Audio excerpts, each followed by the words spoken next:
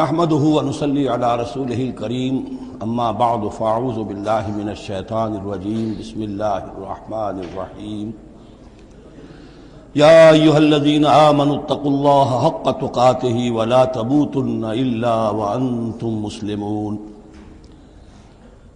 واعتصموا بحبل الله جميعا ولا تفرقوا واذكروا نعمة الله عليكم اذ كنتم اعداء فألف بين قلوبكم فأصبحتم بنعمته إخوانا وكنتم على شفا حفرة من النار فأنقذكم منها كذلك يبين الله لكم آياته لعلكم تهتدون ولتكن منكم أمة يدعون إلى الخير ويأمرون بالمعروف وينهون عن المنكر وأولئك هم المفلحون صدق الله العظيم رب اشرح لي صدري ويسر لي امری واحلل عقدۃ من لسانی یفقہوا قولی۔ سورہ آل عمران کا جو نصف ثانی اب شروع ہو رہا ہے تو آپ نے یہ مشابہت بھی نوٹ کر لی ہوگی کہ نصف اول میں سورہ بقرہ میں بھی ایک مرتبہ یا ایھا الذین آمنوا سے خطاب تھا، یا ایھا الذین آمنوا لا تقولوا راعنا وقولوا انظرنا واسمعوا۔ اسی طرح سورہ آل عمران کے نصف اول میں بھی ایک آیت وہ اوپر آ چکی ہے کہ یا ایھا الذین آمنوا ان تطیعوا فریقا من الذین اوتوا الکتاب یردوکم بعد ایمانکم کافرین۔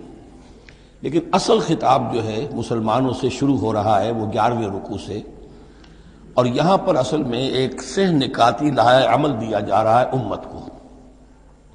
ظاہر بات ہے کہ یہ امت اب ہمیشہ قائم رہنے والی ہے قیامت تک، اور اس میں زوال بھی آئے گا، اور اللہ تعالیٰ لوگوں باہمت لوگوں کو بھی پیدا کرے گا، اولو العزم لوگوں کو پیدا کرے گا، جیسا کہ ہمیں معلوم ہے مجددین امت اٹھتے رہے ہر صدی کے اندر۔ لیکن جب بھی کوئی کام دین کی تجدید کا ہو، دین کو اثر نو تازہ کرنے کی کوشش ہو، دین کو قائم کرنے کی جد و جہد ہو، تو اس کا ایک لائحہ عمل ہوگا۔ وہ لائحہ عمل ہے جو ان 3 آیات میں جو ابھی میں نے آپ کو پڑھ کر سنائی ہیں نہایت جامعیت کے ساتھ سامنے آیا ہے، اور یہ حسن اتفاق کے لیے یہ 3 آیات ہیں، جیسے سورۃ العصر 3 آیات ہیں، ایسے یہ 3 آیات ہیں نہایت جامع۔ اس پر اب میری ایک کتاب بھی موجود ہے امت مسلمہ کے لیے سہ نکاتی لائحہ عمل، اور اس کا انگریزی میں بھی ترجمہ ہو گیا ہے، یہ مجھے معلوم نہیں کہ ابھی وہ کتابی شکل میں شائع ہوا یا نہیں۔ اس میں پہلا نقطہ کیا ہے؟ جب بھی کوئی کام کرنا ہے سب سے پہلے افراد کی شخصیت سازی، کردار سازی۔ یا ایھا الذین آمنوا اتقوا اللہ حق تقاتہ، اہل ایمان اللہ کا تقوی اختیار کرو جتنا کہ اس کے تقوی کا حق ہے۔ ولا تموتن الا وانتم مسلمون، اور دیکھنا ہرگز موت نہ آنے پائے مگر فرما برداری کی حالت میں۔ یہ سب سے گاڑھی آیت ہے قرآن مجید میں تقوی کی تلقین کے لیے۔ اللہ کا حق جتنا ہے اتنا تقوی۔ اس پر صحابہ گھبرا گئے کہ یا رسول اللہ کا حق کون ادا کر سکتا ہے؟ پھر جب آیت اتری ہے سورہ تغابن کی کہ فاتقوا اللہ ما استطعتم، اپنی امکانی حد تک تقوی اختیار کرو، تب ان کی جان میں جان آئی۔ ساتھ ہی یہ کہ مت مرنا مگر حالت فرما برداری میں، کیا معنی ہے؟ کوئی پتہ نہیں کس لمحے موت آ جائے، کوئی لمحہ نافرمانی میں نہ گزرے مبادا موت کا ہاتھ اسی وقت آ کر تمہیں دبوچ لے۔ اس طرح کی شخصیتیں اگر پہلے نہ بنی ہوں تو کوئی کام نہیں ہو سکتا۔ پہلے کردار سازی افراد کی، اب جب یہ کردار سازی ہو، دوسرا مرحلہ کیا ہے؟ وَاعْتَصِمُوا بِحَبْلِ اللَّهِ جَمِيعًا وَلَا تَفَرَّقُوا، ایک اجتماعیت اختیار کرو، اللہ کی رسی کو مضبوطی سے تھام لو مل جل کر، اور تفرقے میں مت پڑو۔ یہاں چونکہ اس سے پہلے جو رکوع ختم ہوا ہے وَمَن يَعْتَصِم بِاللَّهِ، جو اللہ تعالیٰ سے چمٹ جائے، اللہ کی حفاظت میں آ جائے، فَقَدْ هُدِیَ إِلَىٰ صِرَاطٍ مُسْتَقِيمٍ۔ اور سورہ حج کی آخری آیت میں بھی یہ لفظ آیا ہے فَأَقِیمُوا الصَّلَاةَ وَآتُوا الزَّکَاةَ وَاعْتَصِمُوا بِاللَّهِ۔ اب اللہ کی حفاظت میں کیسے آئے، اللہ سے کیسے چمٹے؟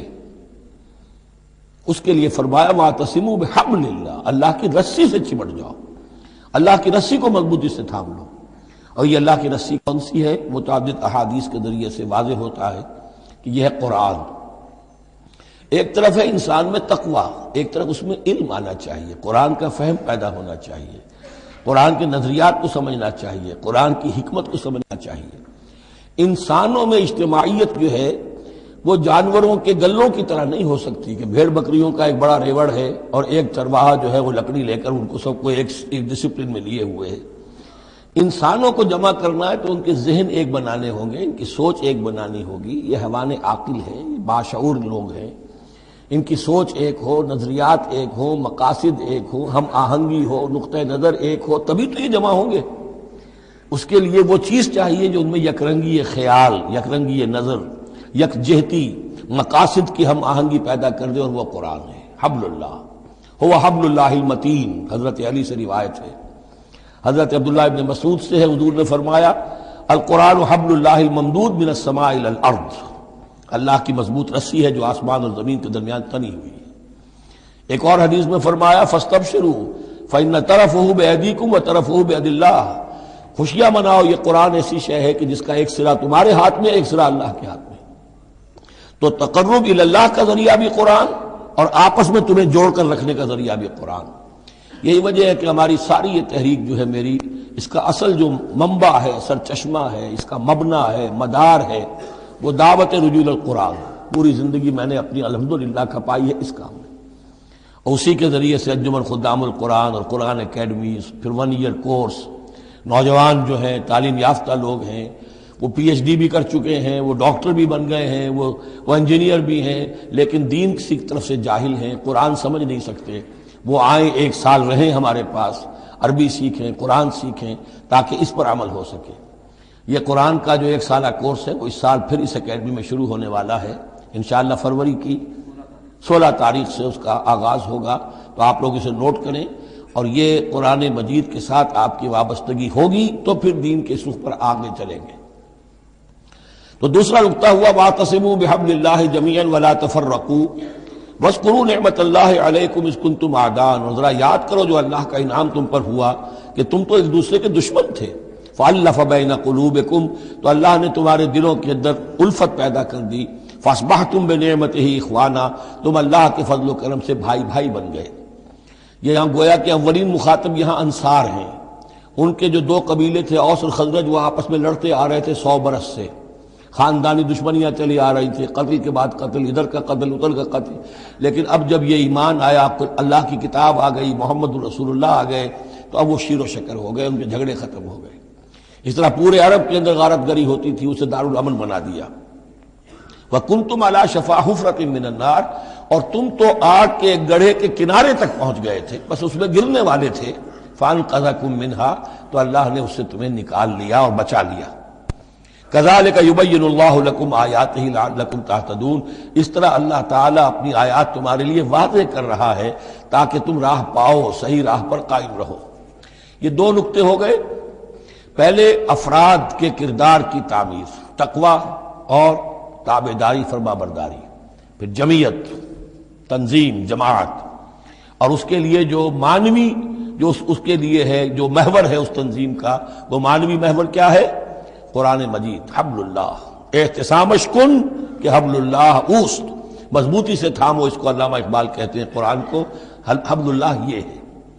اب یہ جو حبل اللہ، اور جو اس کے لیے ظاہری شکل بنے گی، وہ بھی اس صورت میں ہم پڑھ چکے ہیں، من انصاری اللہ، کہ کوئی اللہ کا بندہ کھڑا ہو اور کہے کہ میں تو اس راستے پر چل رہا ہوں، اب کون ہے جو میرے ساتھ آتا ہے اور میرا مددگار بنتا ہے. اب ایسی جمعیت جو وجود میں آئی وہ کیا کرے گی؟ یہ تیسری آیت اہم ترین ہے. وَلْتَكُن مِّنكُمْ أُمَّةٌ يَدْعُونَ إِلَى الْخَيْرِ وَيَأْمُرُونَ بِالْمَعْرُوفِ وَيَنْهَوْنَ عَنِ الْمُنكَرِ سے نکاتی پھر آ گیا. تیسرے میں 3 کام، یہ جماعت کے کرنے کے کام صرف 3 ہیں. دعوت خیر، دعوت الی الخیر، اور سب سے بڑا خیر یہ قرآن ہے. یامرون بالمعروف، نیکی کا حکم دیتے رہیں، وینہون عن المنکر، اور بدی سے روکتے رہیں، واولئک هم المفلحون، اور یہی لوگ ہیں جو فلاح پانے والے ہیں. ولتکن منکم امۃ، تم میں سے ایک ایسی امت وجود میں آنی چاہیے. منکم ہے، گویا کہ ایک بڑی امت ہے، امت مسلمہ. وہ تو اب 150 کروڑ ہیں یا 140 یا 130 کروڑ ہیں، سوئے ہوئے ہیں، اپنے منصب کو بھولے ہوئے ہیں، دین سے دور ہیں. تو اب اس امت کے اندر چھوٹی امت بنے، ایک جماعت بنے. وہ جماعت اپنے ذمے یہ کام لے لے، جاگو اور جگاؤ، جو ہمدرد کا ایک جو نعرہ ہے کہ اب جاگو اور جگاؤ. اللہ نے تمہیں جاگنے کی صلاحیت دے دی، اب اوروں کو جگاؤ، اور اس کے لیے طاقت فراہم کرو، ایک جماعت بناؤ. وَلْتَكُن مِّنكُمْ أُمَّةٌ يَدْعُونَ إِلَى الْخَيْرِ وَيَأْمُرُونَ بِالْمَعْرُوفِ وَيَنْهَوْنَ عَنِ الْمُنكَرِ وَأُولَٰئِكَ هُمُ الْمُفْلِحُونَ. یہی لوگ فلاح پانے والے ہیں۔ وہ بڑی امت کروڑوں کی جو ہے جو یہ کام نہیں کرتی، وہ فلاح کی امید میں اگر ہے اور نجات کی امید میں ہے تو ایک امید موہوم ہے۔ فلاح پانے والے صرف یہ لوگ ہوں گے، اولئک ھم المفلحون۔ اب اسی میں آگے چل کر میں نے جو منہج انقلاب نبوی ہے اس میں یہ بات واضح کی ہے کہ جب کوئی انقلاب کے لیے آخری اقدام ہوگا وہ بھی نہی عن المنکر بالید، اس لیے کہ حدیث میں حضور نے نہی عن المنکر کے 3 مرتبے بیان کیے ہیں۔ ابو سعید خدری رضی اللہ عنہ سے روایت ہے، من رأى منکم منکرا فلیغیرہ بیدہ فإن لم یستطع فبلسانہ فإن لم یستطع فبقلبہ وذلک اضعف الایمان، رواہ مسلم رحمہ اللہ۔ تم میں سے کوئی شخص کسی منکر کو دیکھے، اس کا فرض ہے اسے طاقت سے، زور سے، ہاتھ سے بند کرے، روکے، بدلے۔ اگر اس کی طاقت نہیں ہے تو زبان سے تو کہے، اس کی بھی ہمت نہیں ہے تو دل میں نفرت ضرور رکھے، اور یہ ایمان کا کمزور ترین درجہ ہے۔ نفرت بھی ختم ہو گئی، وائے ناکامی متائے کارواں جاتا رہا، کارواں کے دل سے احساس زیاں جاتا رہا تو اب کوئی ایمان نہیں۔ ہاں دل میں نفرت ہے تو اگلا قدم اٹھاؤ، زبان سے کہنا شروع کرو، بھائی یہ چیز غلط ہے، یہ حرام ہے، یا اللہ نے اس کو حرام ٹھہرایا ہے، مت یہ کام کرو۔ لیکن ساتھ ہی اپنی طاقت بناتے جاؤ، ایک جماعت بناؤ، قوت بناؤ۔ جب وہ طاقت ہو جائے اب کہو کہ اب یہ نہیں کرنے دیں گے، پھر وہ ہوگا نہی عن المنکر بالید، طاقت کے ساتھ۔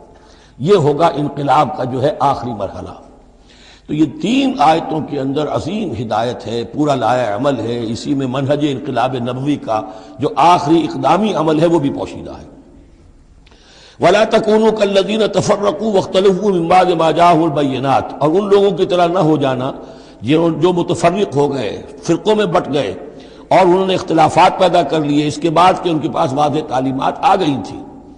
اولئک لہم عذاب عظیم، ایسے لوگوں کے لیے تو بہت بڑا عذاب ہے۔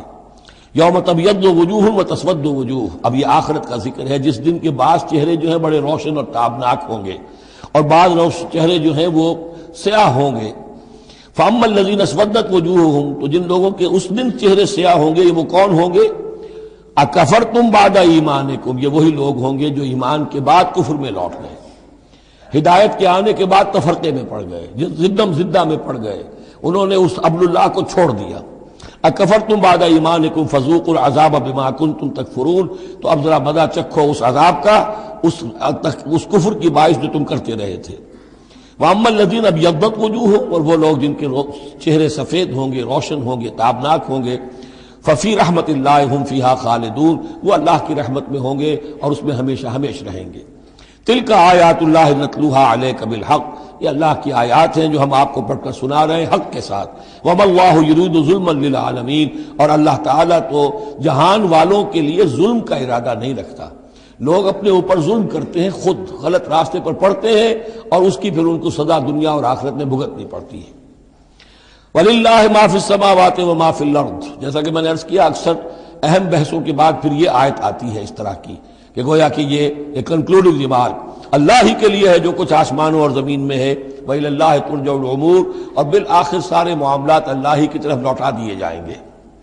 كُنتُمْ خَيْرَ أُمَّةٍ أُخْرِجَتْ لِلنَّاسِ، تم وہ بہترین امت ہو جسے لوگوں کے لیے برپا کیا گیا ہے، یعنی یہ پوری امت مسلمہ اس لیے بنائی گئی تھی۔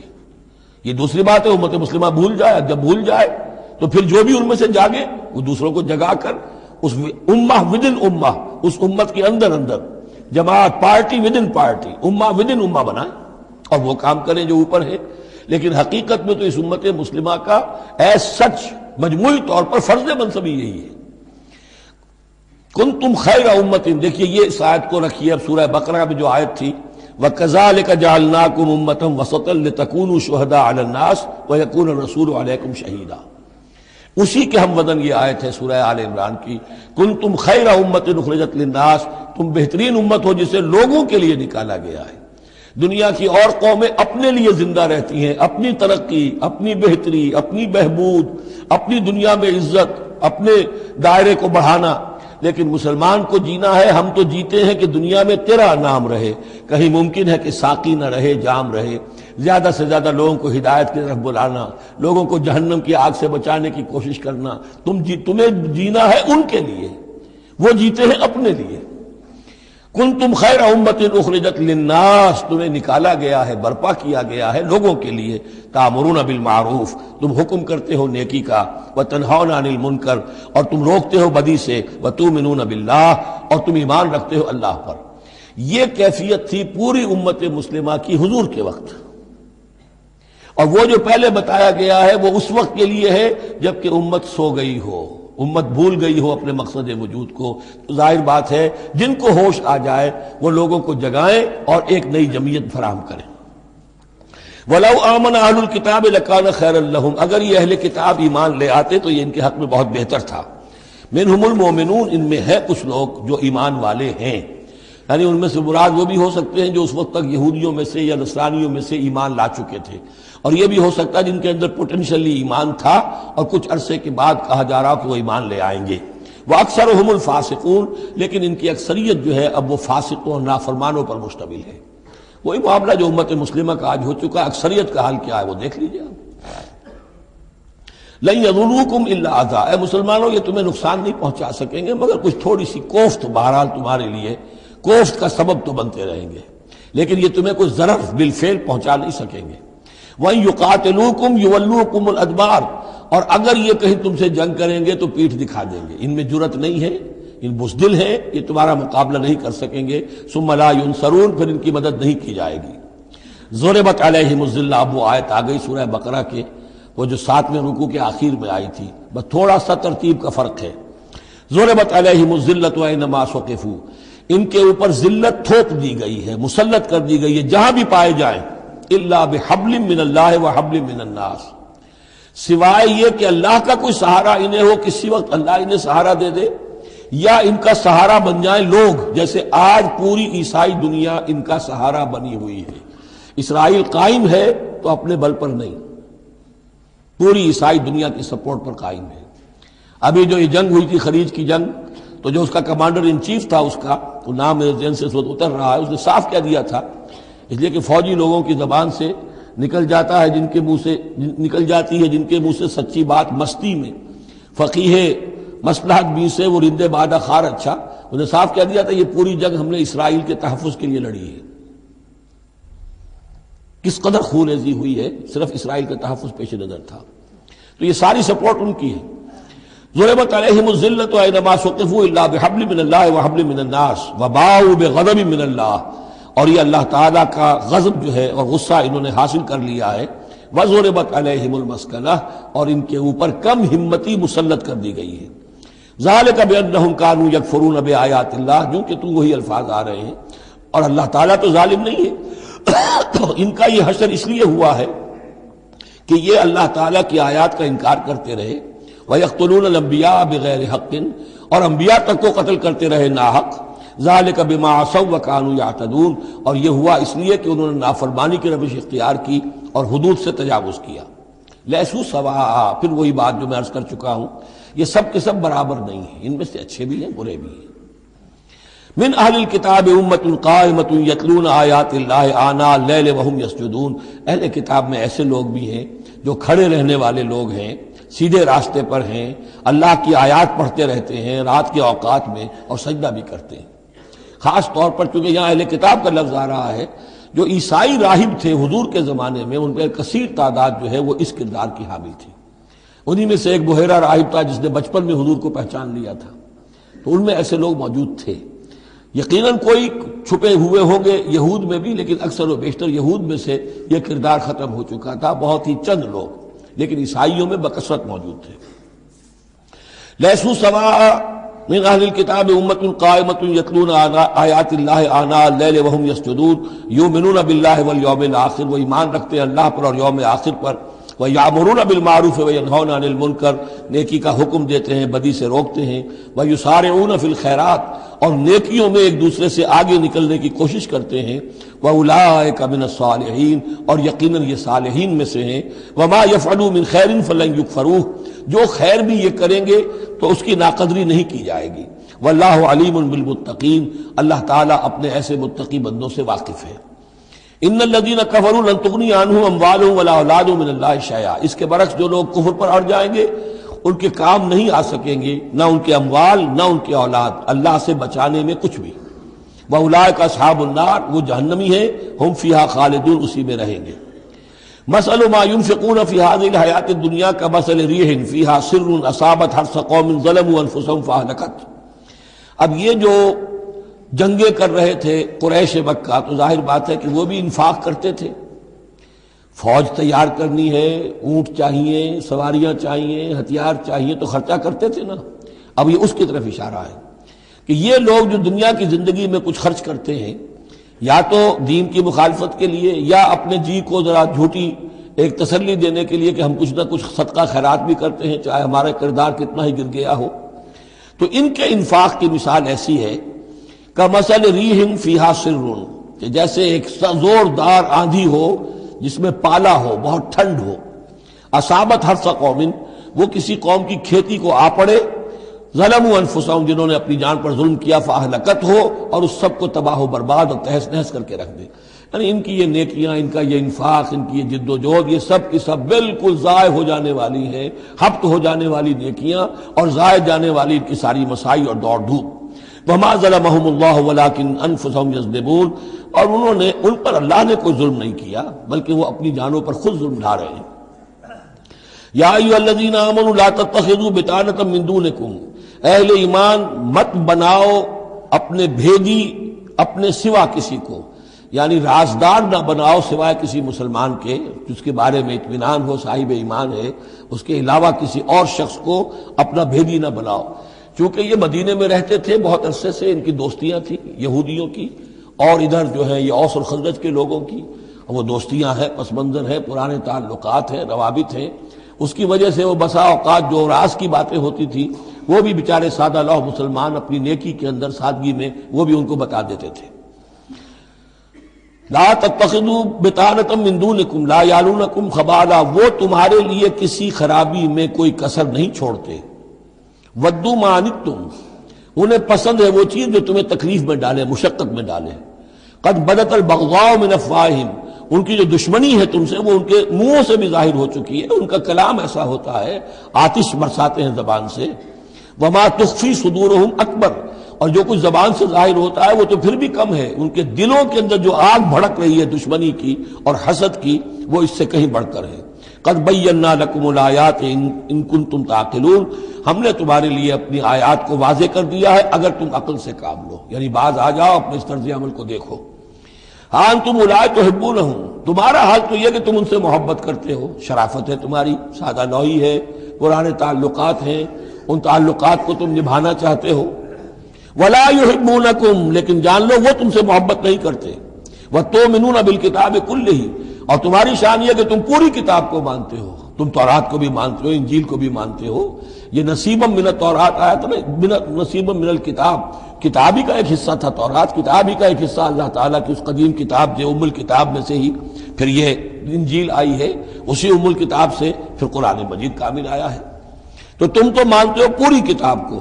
وَإِذَا لَقُوكُمْ قَالُوا آمَنَّا، اور جب یہ تم سے ملتے تو کہتے ہیں ہم بھی مومن ہیں، ہم بھی مانتے ہیں، بات ٹھیک ہے آپ کی۔ وَإِذَا خَلَوْا، جب وہ علیحدگی میں ہوتے ہیں، خلوت میں ہوتے ہیں، عَضُّوا عَلَيْكُمُ الْأَنَامِلَ مِنَ الْغَيْظِ، تو اب تم پر غصے کی وجہ سے اپنی انگلیاں چباتے ہیں۔ عَضَّ يَعُضُّ، انگلیاں کاٹنا، غصے کہ اب کچھ پیش نہیں جا رہی، اور اسلام کا جو ہے معاملہ اور آگے سے آگے بڑھتا جا رہا ہے، لیکن یہ کہ اس کے غصے میں پیچ و تاب کھاتے ہیں، اپنی انگلیاں چباتے ہیں۔ قل موتوا بغیظکم، ان سے کہو کہ مرو اپنے اس غصے میں، غم میں، اپنے جذبات میں۔ ان اللہ علیم بذات الصدور، یقیناً اللہ تعالیٰ جو کچھ سینوں کے اندر مضمر ہے اس سے بھی واقف ہے۔ ان تمسسکم حسنۃ تسؤہم، اگر تمہیں اے مسلمانوں کوئی بھلائی پہنچ جائے، کوئی خیر ہو جائے، تمہیں کہیں فتح نصیب ہو جائے، انہیں بری لگتی ہے۔ وَإِن تُصِبْكُمْ سَیِّئَةٌ یفرحوا بِہَا، اور اگر تمہیں کوئی تکلیف پہنچے، کہیں کوئی زخم پہنچ جائے، کوئی عارضی طور پر شکست کہیں ہو جائے، جیسے احد میں ہو گئی تھی، تو بڑے خوش ہوتے ہیں، شادیانے بجاتے ہیں۔ وَإِن تَصْبِرُوا وَتَتَّقُوا، لیکن یہ کہ اگر تم صبر کرتے رہو اور تقویٰ کی روش اختیار کرو، لَا يَضُرُّكُمْ كَيْدُهُمْ شَيْئًا، ان کی یہ ساری چالیں تمہیں کوئی مستقل نقصان نہیں پہنچا سکیں گی۔ لیکن یہ کہ صبر اور تقویٰ، یہ دو چیزیں، وَاسْتَعِینُوا بِالصَّبْرِ وَالصَّلَاةِ، وہی صلاۃ جو ہے اس کی جگہ یہاں لفظ تقویٰ آ گیا ہے کہ یہ تم اگر کرتے رہو گے تو پھر یہ کہ ان کی ساری سازشیں ناکام ہوں گی بالآخر۔ ان اللہ بما یعملون محیط، جو کچھ یہ کر رہے ہیں اللہ اس کا احاطہ کیے ہوئے ہے. یہ اللہ کے اس دائرے سے جو اللہ نے ایک حد کھینچی ہوئی ہے اس سے آگے نہیں نکل سکتے. بس اس کے اندر اچھل کود کر رہے ہیں. جو بھی ان کی سازشیں ہیں وہ ہو رہی ہیں، لیکن یہ کہ اللہ تمہیں ضمانت دے رہا ہے کہ کوئی مستقل تمہیں نقصان یہ نہیں پہنچا سکیں گے. اب یہاں سے 6 رکوع میں نے عرض کیا تھا کہ نصف ثانی کو 3 حصوں میں تقسیم سمجھیے. پہلے 2 رکوع مکمل ہو گئے، 11واں اور 12واں. اب 6 رکوع مسلسل چلیں گے غزوہ احد کے حالات پر. پہلے وہ غزوہ سمجھ لیجئے کہ تھا کیا. غزوہ بدر کا چونکہ تذکرہ ہوگا وہ تو سورہ انفال میں ہم پڑھیں گے. ترتیب مصحف اور ہے، زمانی ترتیب نہیں ہے، ترتیب نزولی نہیں ہے. غزوہ بدر میں مسلمانوں کو بہت زبردست اللہ نے فتح دی. کفار مکہ کو بڑی زک پہنچی. 70 بڑے تقریباً سارے ان کے بڑے سردار مارے گئے. ان کے اندر اب جو جلن تھی اور غصہ تھا، اور عرب کا یہ مزاج تھا کہ بدلہ لینا ہے، لہذا 1 سال کے اندر انہوں نے پوری تیاری کی. تمام جو بھی کر سکتے تھے ساز و سامان جمع کیا، 3000 کا لشکر لے کر. اور اب ابو سفیان، ابو جہل تو مارا جا چکا تھا، وہ تھا سردار جو کہ بدر میں آیا تھا فوج لے کر. اب ابو سفیان جو ہیں وہ چونکہ بعد میں ایمان لے آئے، ان کے نام کو تو ہم ادب کے ساتھ ہی لیں گے. اب وہ سردار تھے اس وقت، اور وہ 3000 کا لشکر لے کر آئے. اور اس دفعہ وہ اتنا اہتمام کر کے آئے تھے کہ ہماری فتح یقینی ہے. اپنے بچوں کو، خاص طور پہ خواتین کو بھی ساتھ لے کر آئے تاکہ ہمارے اندر غیرت رہے کہ ہماری عورتیں بھی ساتھ ہیں. اگر کہیں میدان سے ہمارے قدم اکھڑ گئے تو ہماری عورتیں جو ہے وہ قبضے میں چلی جائیں گی مسلمانوں کے. تو ہند جو تھی، اس کی بیوی، ابو سفیان کی بیوی ہند، وہ بھی ایمان لے آئی بعد میں. لیکن عتبہ کی بیٹی تھی، اس کا باپ اور بھائی عتبہ ابن ربیعہ، اور چچا اس کا اور بھائی، یہ 3 جو ہیں بدر میں قتل ہو چکے تھے، مسلمانوں کے ہاتھوں واسر جہنم ہو چکے تھے. تو ہند کے سینے کے اندر بھی انتقام کی آگ تھی. باقی تو یہ کہ کوئی گھر بچا ہی نہیں تھا مکے کا جن کا کوئی نہ کوئی آدمی مارا نہ گیا، اور 70 آدمی مارے گئے تھے. اب یہ جب لوگ آئے ہیں تو ادھر حضور نے مشورہ کیا صحابہ سے کہ کیا کرنا چاہیے. لشکر آ گیا 3000 کا. کچھ لوگوں نے کہا کہ ٹھیک ہے، کھل کر مقابلہ کریں گے، ڈٹ کر مقابلہ کریں گے، چلیں گے میدان میں. حضور کا اپنا رجحان ادھر تھا کہ یہ صورتحال ایسی ہے کہ ہم اگر مدینے میں محصور رہ کر مقابلہ کریں تو بہتر ہے. لیکن جو لوگ بدر کے بعد ایمان لائے تھے، ایک تو ان کا جوش و خروش تھا، ان کا ہمیں تو شہادت چاہیے، ہمیں آخر اس موت سے کیا ڈر ہے، شہادت ہے مطلوب و مقصود مومن، نہ مال غنیمت نہ کشور کشائی. تو حضور نے ان کا لحاظ کرتے ہوئے آپ نے فیصلہ کر دیا ٹھیک ہے ہم میدان میں جائیں گے، کھل کر مقابلہ کریں گے. اس پر جب وہ مقابلے میں پہنچ گئے ہیں، آپ لے کر گئے تھے 1000 آدمی باہر. جب آمنا سامنا ہوا ہے تو وہاں عبداللہ ابن ابی یہ کہہ کر اپنے 300 آدمیوں کو لے کے واپس آ گیا. اتفاقاً اس کی رائے بھی یہ تھی کہ کھلے میدان میں جنگ مت کرو، بلکہ یہ کہ محصور ہو کر. جو حضور کی رائے تھی وہی اس کی بھی تھی اس وقت. لیکن اس وقت وہ یہ کہہ کر کہ جب ہماری بات نہیں مانی جاتی تو ہم خواہ کیوں اپنی جانیں جو ہے جوکھوں میں ڈالیں. وہ 300 آدمی لے گیا تو رہ گئے صرف 700. ان 700 میں سے بھی 2 گھرانے ایسے تھے، بنو حارثہ بنو سلمہ، ان کے قدم بھی تھوڑی دیر کے لیے ڈگمگائے. لیکن پھر ان کو اللہ تعالیٰ نے حوصلہ دیا اور وہ جم گئے، وہ 300 چلے گئے. اس کے بعد اللہ نے وعدہ کیا ہوا تھا مدد کا، جنگ ہوئی، مدد آئی اور اللہ نے فتح دے دی. لیکن وہ ایک ڈرا تھا مسلمانوں کی پشت پر پہاڑ میں. حضور کو اندیشہ تھا کہ ایسا نہ ہو کہ وہاں سے ہم پر حملہ ہو جائے تو 2 طرف سے ہم چکی کے پاٹ کے درمیان، 2 پاٹوں کے درمیان آ جائیں. وہاں 50 تیر انداز آپ نے مقرر کر دیے تھے کہ یہاں سے مت ہلنا، چاہے تم یہ دیکھو کہ ہم سب مارے گئے اور ہمارے گوشت جو ہے وہ کوے اور چیلیں کھا رہے ہیں، تب بھی تم نے نہیں ہلنا یہاں سے. لیکن جب مسلمانوں کو فتح ہو گئی وہاں اختلاف ہو گیا کہ حضور نے جو فرمایا تھا وہ شکست کے سلسلے میں تھا. اب تو فتح ہو گئی ہے، چلو اب چل کے مال غنیمت جمع کرنے میں باقی تم لوگوں کا ساتھ دو. جو وہاں کے لوکل کمانڈر تھے وہ منع کرتے رہے کہ ہرگز مت ہلو، حضور کا حکم یاد رکھو. وہ تعویل کر چکے تھے حضرت حضور کے حکم کی. 35 چلے گئے، 15 رہ گئے. خالد ابن ولید اس وقت جو تھے، کیولری جو تھی، جو گھڑ سوار تھے ان کے جو ہے وہ کمانڈر خالد ابن ولید تھے، ایمان نہیں لائے تھے ابھی. ان کی عقابی نگاہ نے دیکھ لیا کہ وہ درا خالی ہے، تو ادھر تو شکست ہو رہی ہے. وہ اپنا 100 گھوڑوں کا جتنا بھی گھوڑے تھے ان کا لے کر پورا کا پورا رسالہ، اور وہ پیچھے سے آ کر حملہ کیا اور وہ فتح شکست میں بدل گئی. 70 صحابہ شہید ہو گئے، حضور بھی زخمی ہو گئے، دندان مبارک شہید ہوئے. خون اتنا گیا کہ یہ بھی مشہور ہو گیا، کیونکہ بے ہوشی طاری ہو گئی تھی کہ حضور کا انتقال ہو گیا ہے. لیکن پھر یہ ہے کہ ہمت کر کے لوگوں جمع ہوئے، حضور نے لوگوں کو پکارا، پھر آپ نے یہ فیصلہ کیا کہ پہاڑ پر چڑھ کر اور وہاں پر اس وقت بچاؤ کر لیا جائے، تو تمام مسلمان پہاڑ پر چڑھ گئے۔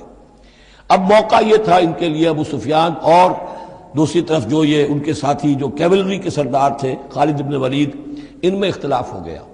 خالد بن ولید کا کہنا یہ تھا کہ ان کا پیچھا کرو اور ختم کر کے ہی چلو، یہاں سے پہاڑ پر چڑھو۔ ابو سفیان نے کہا نہیں، یہ بہت خطرے کی بات ہے، وہ اونچائی پر ہے، اوپر سے پتھر پھینکیں گے اور ہمارے گھوڑوں کا بھی نقصان ہوگا، ہمارا بھی ہوگا، اب ہم نے بدر کا بدلہ لے لیا ہے، اب ہم چلتے ہیں۔ وہ وہاں سے چلے گئے۔ بہرحال یہ ہے پورا سلسلہ کہ جس کے اب واقعات اس میں آئیں گے، تو ایک سکیچ میں نے آپ کے سامنے رکھ دیا ہے۔ وَإِذْ غَدَوْتَ مِنْ أَهْلِكَ تُبَوِّئُ الْمُؤْمِنِينَ مَقَاعِدَ لِلْقِتَالِ، اور یاد کریے اے نبی صلی اللہ علیہ وسلم، جب کہ آپ صبح کو اپنے گھر سے نکلے تھے، اپنے حضرت عائشہ صدیقہ کے حجرے سے آپ برآمد ہوئے تھے، تُبَوِّئُ الْمُؤْمِنِينَ، اور آپ لوگوں کو مقاعد للقتال، آپ لوگوں کو ان کے مورچوں میں بٹھا رہے تھے، یعنی آپ جب صف بندی کر رہے تھے وہاں اور مورچے معین کر رہے تھے۔ واللہ سمیع علیم، اللہ سب کچھ سننے والا اور جاننے والا ہے۔ اذ ہمت طائفتان منکم ان تفشلا، جبکہ دو گروہ تم میں سے ایسے تھے اے مسلمانوں کہ وہ کچھ کمزوری انہوں نے دکھائی، نامردی کا مظاہرہ کیا، ان کے پاؤں لڑکھڑائے۔ واللہ ولیہما، حالانکہ اللہ تعالیٰ ان کا پشت پناہ تھا۔ وعلی اللہ فلیتوکل المؤمنون، اور اللہ تعالیٰ پر ہی توکل کرنا چاہیے اہل ایمان کو۔ جیسا کہ میں نے عرض کیا، یہ بنو حارثہ بنو سلمہ انصار کے دو گھرانے تھے، عارضی سی ان کے اندر کمزوری آئی، بر بنائے تب بشری، لیکن پھر وہ جم گئے۔ لیکن ان کی جو ہے ذکر قرآن میں کر دیا گیا، اور وہ اس پر فخر کرتے تھے کہ ہم وہ لوگ ہیں کہ جن کا ذکر اللہ نے قرآن میں کیا ہے، واللہ ولیہما، کیونکہ پھر وہ عارضی سی جو ان پر آئی تھی کمزوری، وہ رفع ہو گئی۔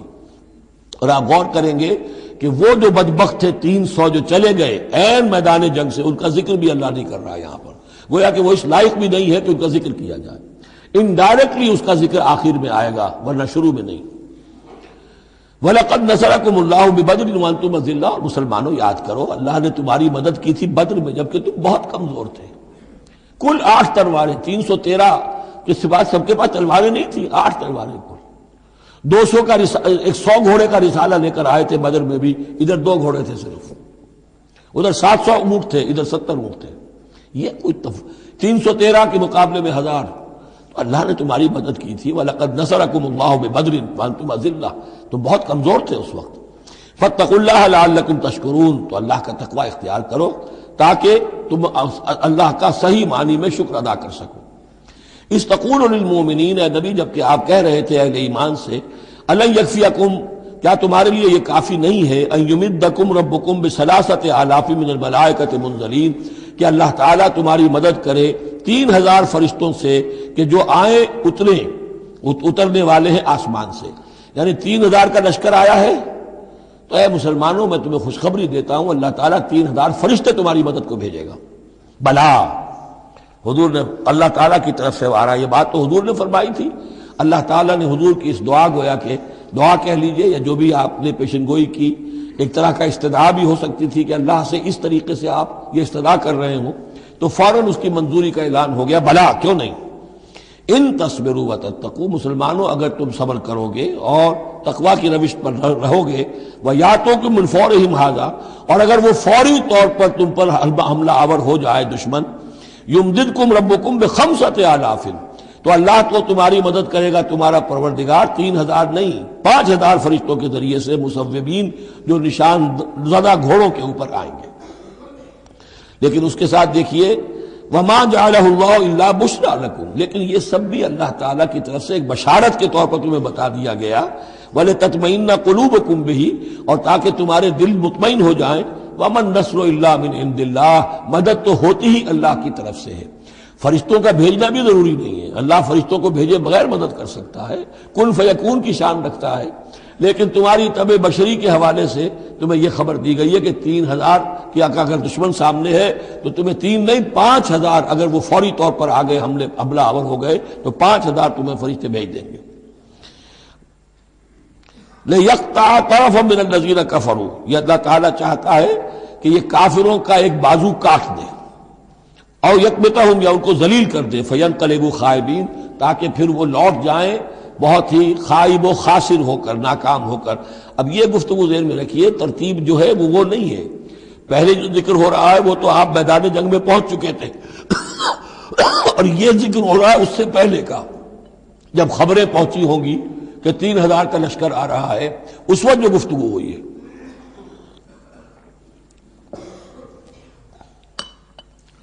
اب اس جنگ کے دوران جو بھی کچھ مسلمانوں سے خطائیں ہوئیں، غلطیاں ہوئیں، ان کی طرف بھی اشارہ ہے۔ اس میں بعض ایک معاملہ ایسا بھی ہوا جو حضور سے بھی خطا کا ایک معاملہ ہوا، اس کے اوپر بھی گرفت ہے، بلکہ سب سے پہلے حضور والے معاملے کو لیا جا رہا ہے۔ جب آپ زخمی ہو گئے شدید اور آپ پر بے ہوشی بھی طاری ہوئی، پھر جب ہوش میں آیا تو آپ کی زبان پر یہ الفاظ آ گئے، کیف یہدی اللہ قوما خضبوا وجہ نبیہم بالدم، اللہ اس قوم کو کیسے ہدایت دے گا جس نے اپنے نبی کے چہرے کو خون سے رنگ دیا، کیونکہ تلوار کا وار پڑا تھا آپ کی یہ چیک جو ہے، چیک بون پر، یہ جو ہڈی ہے چہرے کی، اور اس سے 2 آپ کے دانت بھی شہید ہو گئے تھے، اور یہ کہ فوارہ خون کا چھوٹا تھا، اور اس فوارے سے ظاہر بات ہے آپ کا پورا چہرہ لہو لہان، پورا جسم، اور خون اتنا گیا کہ آپ پر بے ہوشی طاری ہو گئی۔ کیف یہدی اللہ قوما، اللہ کیسے ہدایت دے گا اس قوم کو، خضبوا جنہوں نے رنگ دیا، وجہ نبیہم اپنے نبی کے چہرے کو، بالدم خون سے۔ اس پر گرفت ہو رہی ہے۔ لیس لک من الامر شیء، اے نبی آپ کا کوئی اختیار نہیں ہے، آپ کا کام ہے دعوت دینا، تبلیغ کرنا، لوگوں کی ہدایت و ضلالت کا فیصلہ ہم کرتے ہیں، آپ نہیں کرتے۔ اور دیکھیے اللہ نے کیا شان دکھائی، جس شخص کی وجہ سے یہ سب کچھ ہوا ہے، خالد ابن ولید، حضور ہی کے زبان مبارک سے اسے خطاب دلوایا، خالد سیف من سیوف اللہ، خالد اللہ کی تلواروں میں سے تلوار ہے۔ حالانکہ یہ ساری زخم جو پہنچی ہے وہ حضرت خالد ابن ولید اس وقت تک جو وہ کفر کے سرداروں میں سے تھے، اور وہ آئے تھے۔ لیس لک من الامر شیء، اے نبی یہ اختیار آپ کا نہیں ہے، اور یتوب علیہ اور یعذبہ، اللہ کے اختیار میں، وہ چاہے گا تو ان کی توبہ کی توفیق دے دے گا، وہ ایمان لے آئیں گے، یا اللہ چاہے گا انہیں عذاب دے گا، فإنہم ظالمون، اس لیے کہ ظالم تو ہیں، انہوں نے گناہ تو کیا ہے، غلط کام کر رہے ہیں، سزا کے وہ حقدار ہو چکے ہیں، لیکن ہو سکتا ہے اللہ انہیں ہدایت دے دے۔ اب دیکھیے یہ وقت کی بات ہوتی ہے۔ چند سال پہلے طائف میں وہ دعا جو ہے آپ سے کہا گیا، فرشتہ آیا کہ اے نبی جنہوں نے آپ پر پتھراؤ کیا ہے اور آپ کی توہین و تذلیل کی ہے، یہ ملک الجبال جو ہے کہتا ہے کہ میں حاضر ہوں، مجھے اللہ نے بھیجا ہے، آپ فرمائیں تو ان دونوں پہاڑوں کو ٹکرا دوں جن کے مابین یہ وادی کے اندر یہ شہر طائف آباد ہے، تاکہ یہ سب پس جائیں، سرما ہو جائیں۔ آپ نے فرمایا نہیں، کیا عجب کہ اللہ تعالیٰ ان کی آئندہ نسلوں کو ہدایت دے دے۔ لیکن اب یہ مرحلہ کچھ ایسا تھا کہ زبان مبارک سے وہ جملہ نکل گیا۔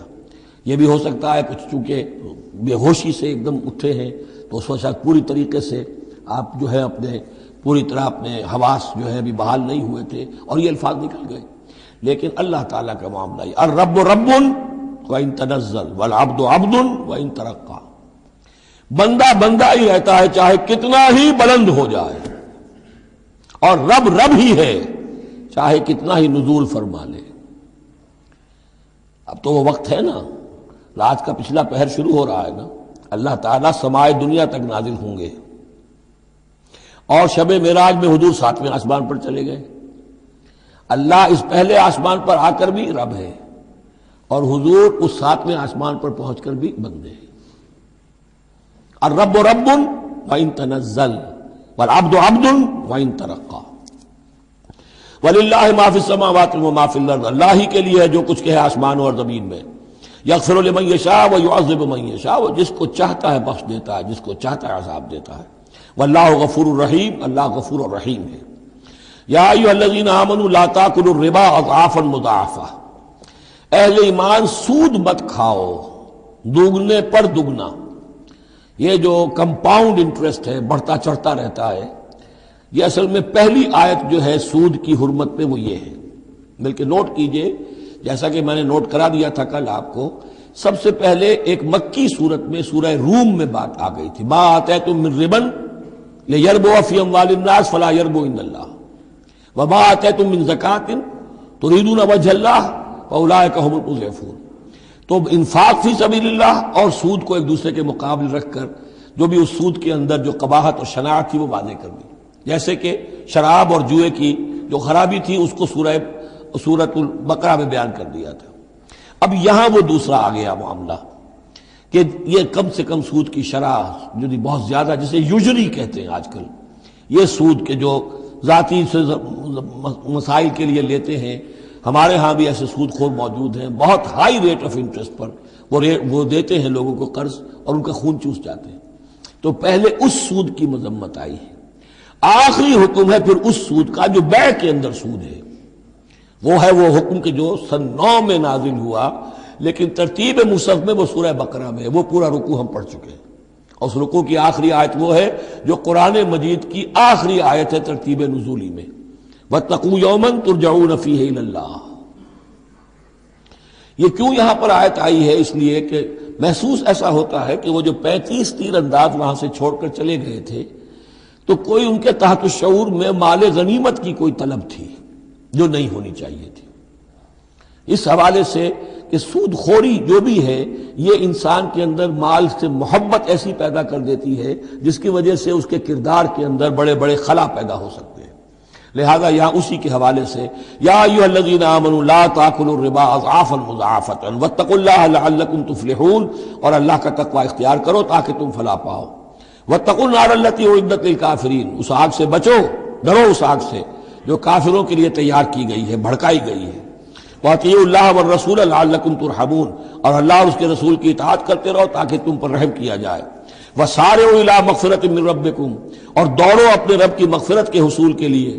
وجنۃ عرضها السماوات والارض، اور اس جنت کو حاصل کرنے کے لیے جس کا پھیلاؤ آسمانوں اور زمین جتنا ہے. اعدت للمتقین، وہ تیار کی گئی ہے، سنواری گئی ہے، اس کا سنگھار کیا گیا ہے اہل تقوی کے لیے. الذین ينفقون فی السراء والضراء، وہ لوگ جو خرچ کرتے ہیں سود کے مقابلے میں انفاق. یہ تقابل پھر دیکھ لیجیے، جو خرچ کرتے ہیں سرائے خوشی میں بھی، والضراء خود تنگ دست ہے تب بھی کرتے ہیں چاہے تکلیف میں ہیں. والکاظمین الغیظ، اور وہ لوگ جو اپنے غصے کو پی جانے والے ہیں. والعافین عن الناس، اور وہ لوگ جو لوگوں کی خطاؤں سے درگزر کرتے ہیں انہیں معاف کر دیتے ہیں. واللہ یحب المحسنین، اللہ تعالیٰ ایسے محسنین کو پسند کرتا ہے. یہ درجہ احسان ہے، اسلام، ایمان، پھر احسان. والذین اذا فعلوا فاحشۃ او ظلموا انفسهم، اور اگر ان میں سے کبھی کسی سے کوئی غلطی ہو جاتی ہے کہ اگر وہ کر بیٹھیں کوئی کھلا گناہ، کوئی بے حیائی کا ارتکاب، یا اپنے اوپر کوئی اور ظلم کر بیٹھیں، ذکر اللہ، فوراً انہیں اللہ یاد آ جاتا ہے. فاستغفروا لذنوبہم، تو وہ اللہ تعالیٰ سے استغفار کرتے ہیں. یہ مضمون سورہ نساء میں آئے گا کہ اللہ تعالیٰ نے اپنے اوپر واجب ٹھہرایا ہے کہ جو شخص مسلمان صاحب ایمان کو خطا اس سے ہو جائے اور وہ فوراً توبہ کر لے تو اللہ تعالیٰ جو ہے اس نے اپنے اوپر واجب ٹھہرا لیا ہے کہ اس کی دعا کو ضرور قبول کرے گا. وَمَن يَغْفِرُ الذُّنُوبَ إِلَّا اللَّهُ، اور کون ہے جو معاف کر سکے گناہوں کو سوائے اللہ کے. وَلَمْ يُصِرُّوا عَلَى مَا فَعَلُوا، اور وہ اپنے اس غلط فعل پر اصرار نہیں کرتے. یعنی یہ کہ کرتے چلے جا رہے کرتے چلے جا رہے کرتے چلے، موت آ گئی تو اب توبہ کریں گے، تب توبہ نہیں ہے. ایک خطا ہو گئی، جذبات میں ہو گئی، بھول میں ہو گئی، فوراً ہوش آیا، فوراً جو ہے گڑ گڑائے، فوراً توبہ کی، عزم مصمم کیا اللہ دوبارہ نہیں کروں گا، پوری پشیمانی کے ساتھ اللہ کی جناب میں اپنے پورے صمیم قلب کے ساتھ توبہ کی، اللہ اس توبہ کی قبول کرنے کی ضمانت دیتا ہے. اولئک جزاؤہم مغفرۃ من ربہم، یہ وہ لوگ ہیں کہ جن کا بدلہ ہے ان کے رب کی طرف سے مغفرت. وجنات تجری من تحتہا الانہار خالدین فیہا، اور وہ باغات کے جن کے نیچے یا جن کے دامن میں ندیاں بہتی ہوں گی اور وہ اس میں ہمیشہ ہمیش رہیں گے. ونعم اجر العاملین، اور بہت ہی اچھا بدلہ ہے عمل کرنے والوں کے لیے. قد خلت من قبلکم سنن فسیروا فی الارض، تم سے پہلے بھی بہت سی قومیں، بہت سے حالات اور واقعات گزر چکے ہیں. فسیروا فی الارض، تو زمین میں گھومو پھرو. فانظروا کیف کان عاقبۃ المکذبین، اور دیکھو کہ کیسا انجام ہوا ہے جھٹلانے والوں کا. جب ان کے قریش کے قافلے جاتے تھے وہ شام کی طرف، تو راستے میں تو جو قوم سمود کا مسکن بھی آتا تھا، وہ بستیاں بھی آتی تھیں جن میں کبھی حضرت لوط نے تبلیغ کی تھی، ان کے جو کھنڈرات تھے. تو یاد کرو کہ ان کے ساتھ کیا کچھ ہوا ہے. ھذا بیان للناس وھدی وموعظۃ للمتقین، یہ بیان ہے لوگوں کے لیے، وضاحت ہے لوگوں کے لیے، اور ہدایت ہے اور نصیحت ہے متقین کے حق میں۔ ولا تہنوا ولا تحزنوا، یہ آیت بڑی اہم ہے، اور نہ کمزور پڑو اور نہ غم کھاؤ۔ وانتم الاعلون ان کنتم مؤمنین، ہمارا پختہ وعدہ تمہارے ساتھ یہ ہے کہ تم ہی سربلند ہوگے، آخری فتح تمہاری ہوگی، تم ہی سب سے اونچے ہوگے بشرطے کہ تم مومن ہوئے۔ اور اس آیت کا میں حوالہ دیا کرتا ہوں، آج دنیا میں ہم ذلیل ہیں، اعلیٰ تو نہیں ہے، بلند تو نہیں ہے، نتیجہ کیا نکلتا ہے؟ ایمان نہیں ہے ہمارے اندر، ایک عقیدہ ہے، موروثی عقیدہ ہے، ایمان، یقین والا ایمان، burning faith, living faith, conviction, وہ کہاں ہے؟ یا پھر قرآن اللہ کا کہنا جھوٹ ہے، انتم الاعلون ان کنتم مؤمنین۔ ہو نہیں سکتا کہ امت کے اندر ایمان موجود ہو اور پھر وہ دنیا میں ذلیل و خوار ہو۔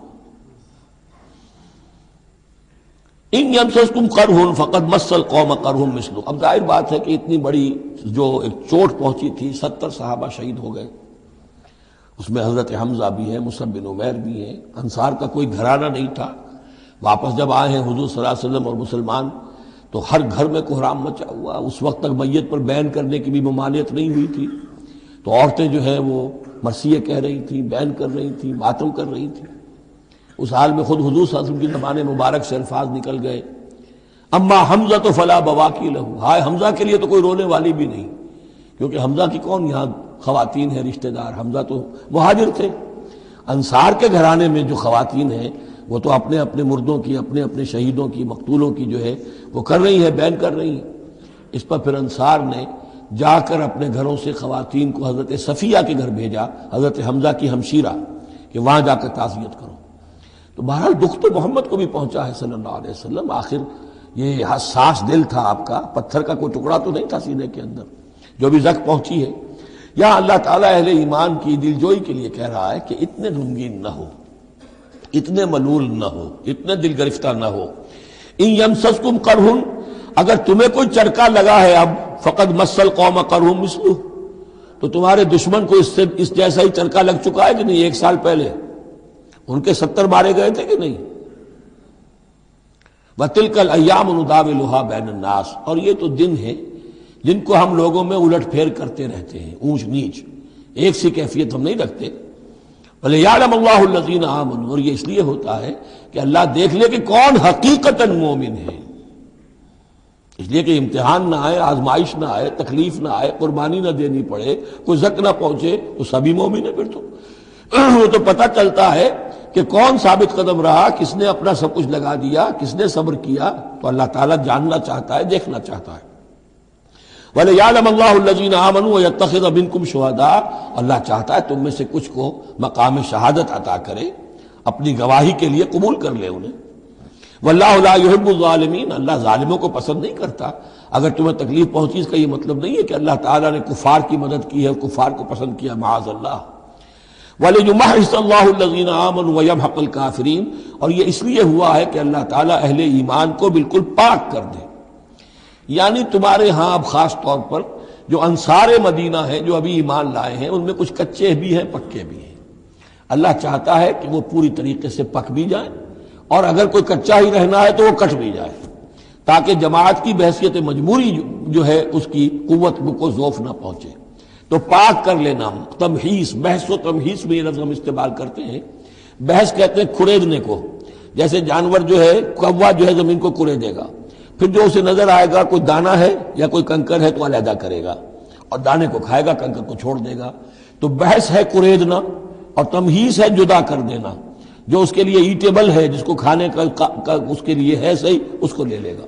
تو اللہ تعالیٰ بھی تمہارے اندر جو گڑبڑ ہو گئے ہیں، کچھ مومن صادق بھی ہیں، کچھ منافق بھی ہیں، کچھ پختہ ایمان والے بھی ہیں، کچھ کمزور ایمان والے بھی ہیں، تو یہ تمحیص کی ہے اللہ نے، دکھا دیا یہ 300 اور یہ عبداللہ ابن ابی یہ منافق ہیں، تمہیں نظر آ گیا نہیں؟ ورنہ کیسے نظر میں آتا؟ وَلِيُمَحِّصَ اللَّهُ الَّذِينَ آمَنُوا، تاکہ اللہ تعالیٰ اہل ایمان کو بالکل خالص کر دے، وَيَمْحَقَ الْكَافِرِينَ، اور کافروں کو مٹا دے۔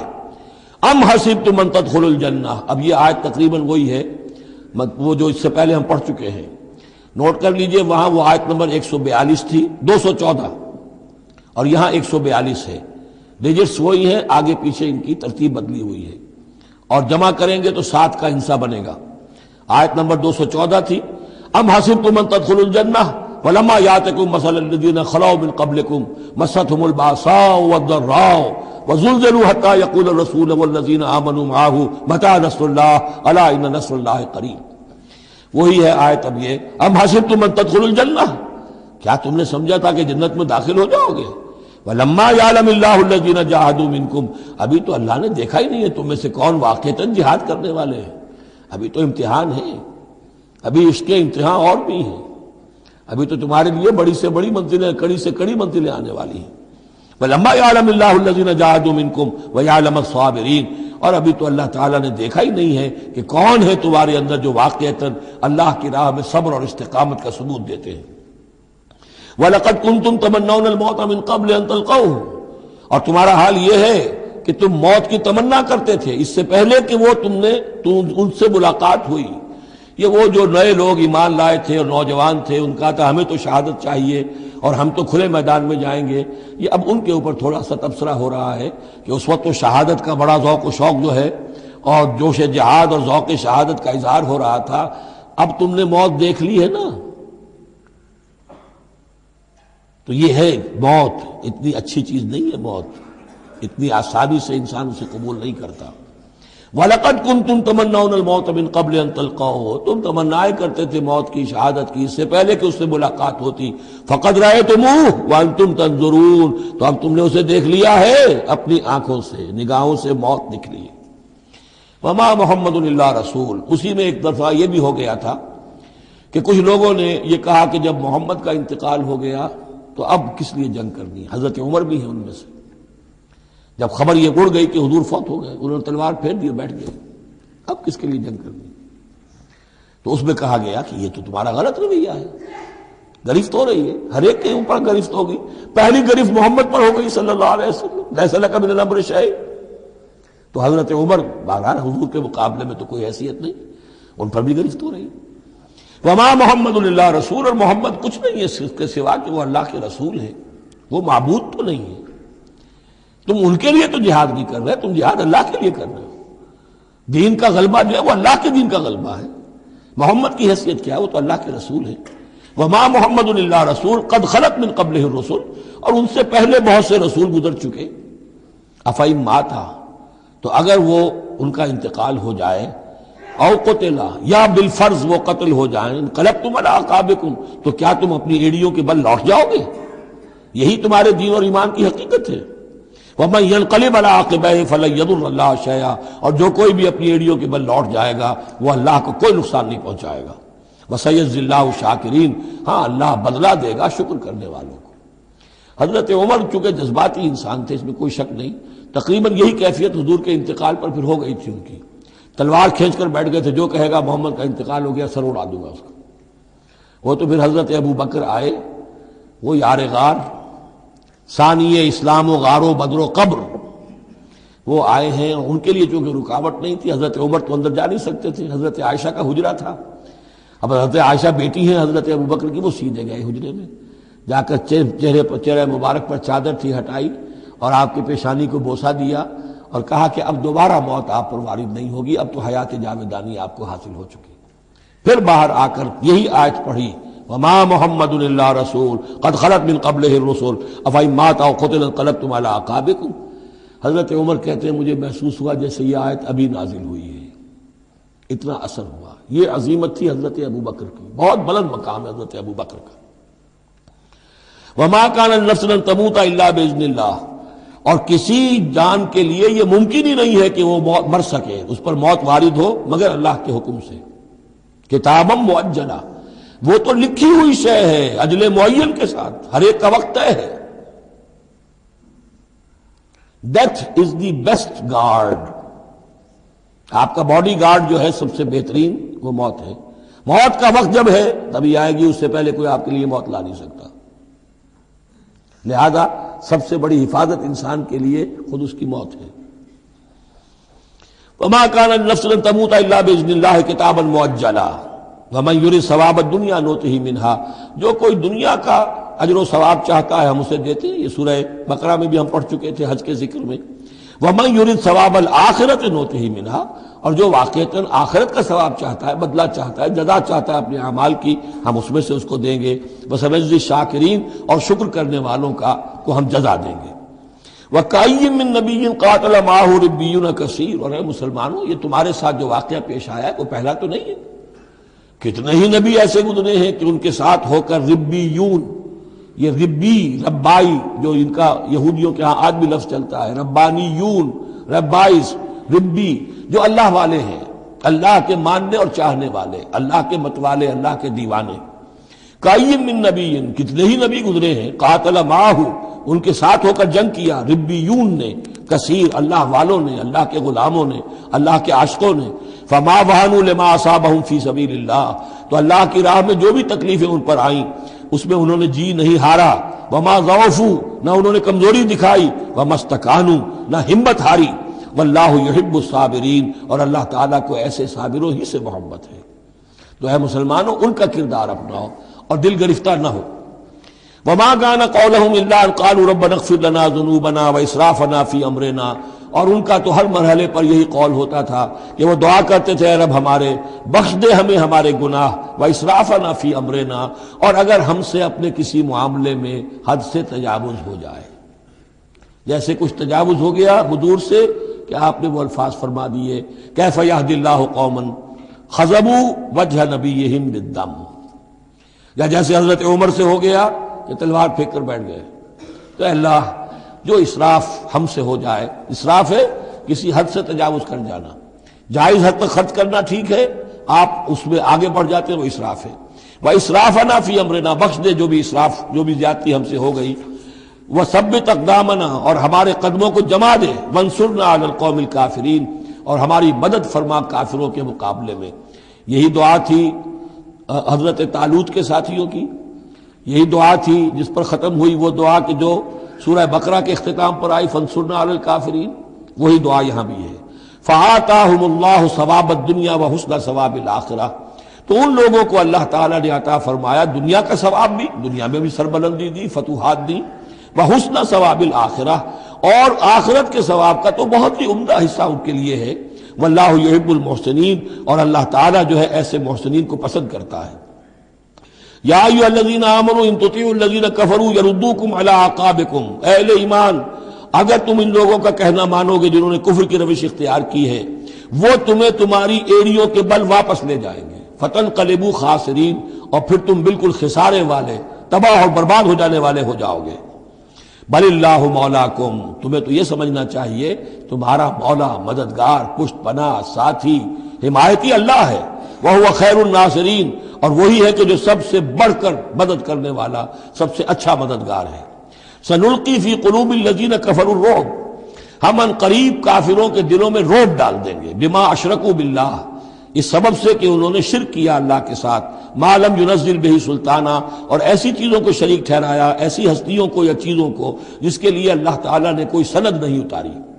وَمَأْوَاهُمُ النَّارُ وَبِئْسَ مَثْوَى الظَّالِمِينَ، اور اللہ ان کا ٹھکانہ جو ہے وہ جہنم ہے، اور بہت ہی برا ٹھکانہ ہے ظالموں کے لیے۔ یہ اصل میں اس آیت میں توجیہ ہو رہی ہے کہ وہ کیوں چلے گئے، جبکہ اس درجے ان کو یعنی کھلی فتح حاصل ہو چکی تھی، مسلمانوں کو ہزیمت ہو گئی، حضور اور صحابہ جو ہے انہوں نے پناہ لے لی ہے پہاڑ کے اوپر جا کر۔ خالد بن ولید کہہ بھی رہے ہیں کہ اس معاملے کو اب ختم کرنا چاہیے، روز روز کا ٹنٹا جو ہے وہ اب نہ رہے، لیکن ابو سفیان کے اندر دل میں کوئی ایسا رعب اللہ نے اس وقت ڈال دیا کہ وہاں سے وہ چلے گئے، ورنہ یہ کہ واقعتاً اس وقت صورتحال جو ہے مسلمانوں کے لیے بہت مخدوش ہو چکی تھی۔ بارک اللہ لی ولکم فی القرآن العظیم ونفعنی وإیاکم بالآیات والذکر الحکیم۔